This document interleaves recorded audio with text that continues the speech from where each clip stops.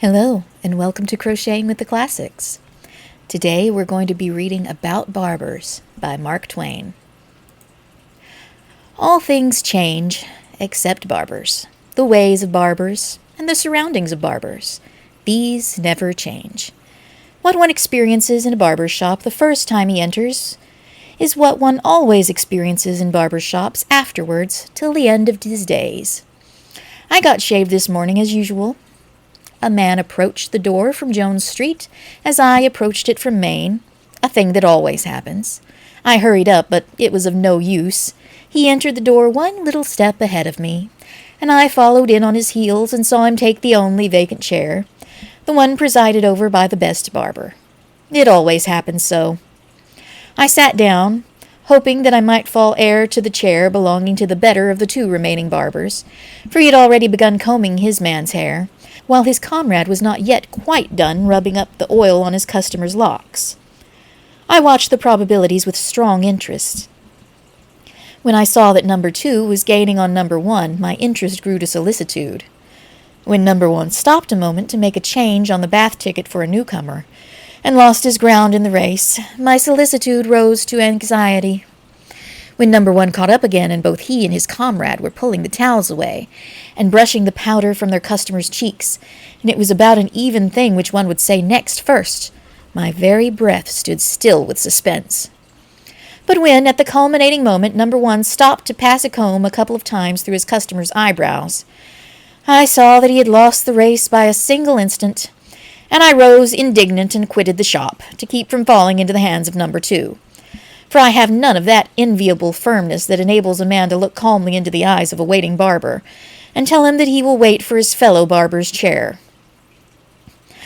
I stayed out 15 minutes and then went back, hoping for better luck.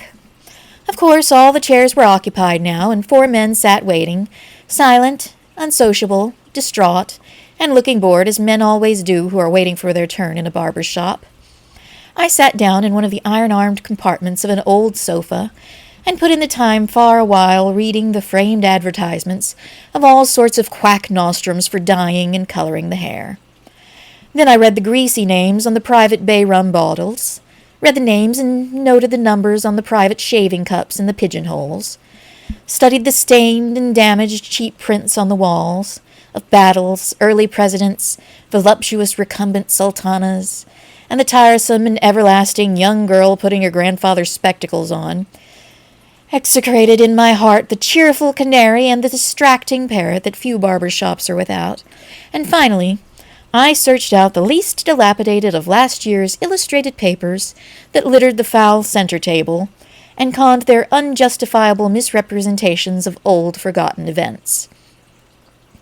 At last my turn came. A voice said next, and I surrendered to number 2, of course. It always happens so. I said meekly that I was in a hurry, and it affected him as strongly as if he had never heard it. He shoved up my head and put a napkin under it, plowed his fingers into my collar and fixed a towel there. He explored my hair with his claws and suggested that it needed trimming. I said I did not want it trimmed. He explored again and said it was pretty long for the present style. Better have a little taken off. It needed it behind especially. I said I'd had it cut only the week before. He yearned over it reflexively for a moment, and then asked with a disparaging manner who cut it. I came back at him promptly with a "You did." I had him there. Then he fell to stirring up his lather and regarding himself in the glass, stopping now and then to get close and examine his chin critically or inspect a pimple.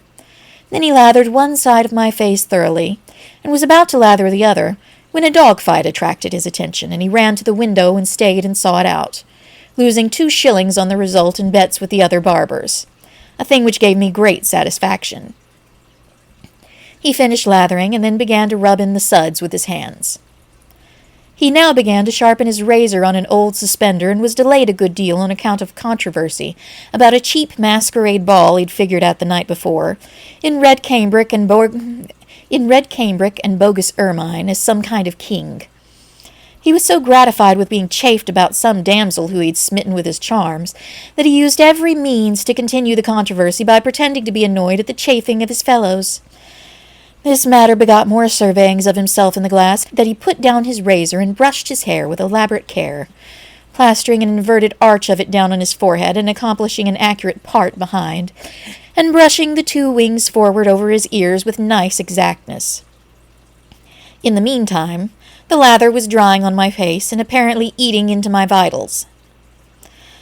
Now he began to shave, digging his fingers into my countenance to stretch the skin, and bundling and tumbling my head this way and that as a convenience in shaving demanded. As long as he was on the tough sides of my face, I did not suffer, but when he began to rake and rip and tug at my chin, the tears came.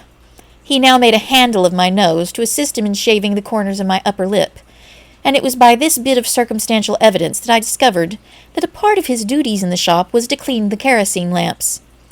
I'd often wondered in an indolent way whether the barbers did that or whether it was the boss.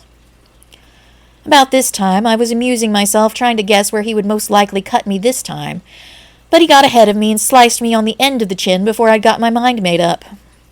He immediately sharpened his razor. He might have done it before. I do not like a close shave, and would not let him go over me a second time.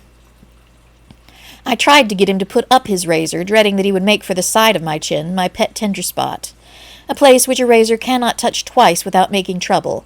But he said he only wanted just to smooth off a little roughness, and in the same moment he slipped the razor along the forbidden ground, and the dreaded pimple signs of a close shave rose up, smarting and answering to the call.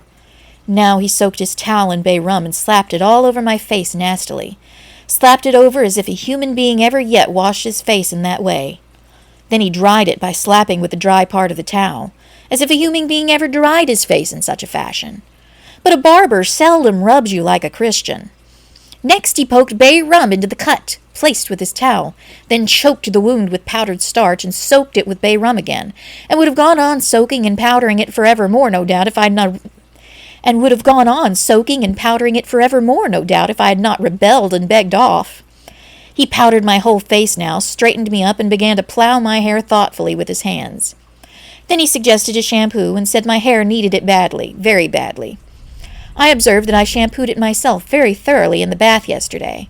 I had him again. He next recommended some of Smith's hair glorifier, and offered to sell me a bottle. I declined. He praised the new perfume, Joan's Delight of the Toilet, and proposed to sell me some of that.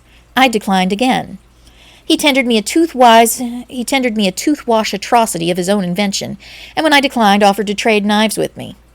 He returned to business after the miscarriage of this last enterprise, sprinkled me all over, legs and all, greased my hair in defiance of my protest against it, rubbed and scrubbed a good deal out of it by the roots, and combed and brushed the rest, parting it behind and plastering the eternal inverted arch of hair down on my forehead, and then, while combing my scant eyebrows and defiling them with pomade, strung out an account of the achievements of a 6-ounce black and tan terrier of his, till I heard the whistles blow for noon, and knew I was 5 minutes too late for the train.